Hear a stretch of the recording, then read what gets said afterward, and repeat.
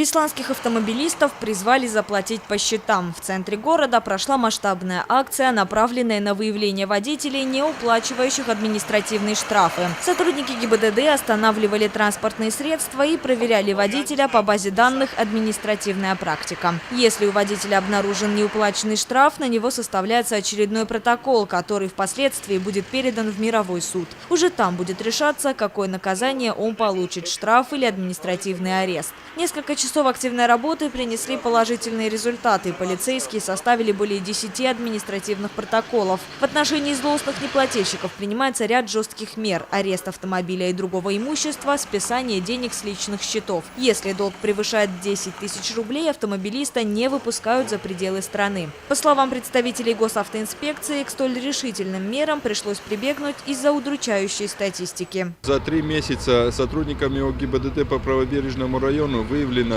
составлено 180 административных материалов по статье 20.25 за неуплату административного штрафа в установленный законом срок. Рейдовые мероприятия мы проводим еженедельно, по выходным дням, а совместно со службой судебных приставов мы планируем проводить регулярно, минимум месяц-два раза.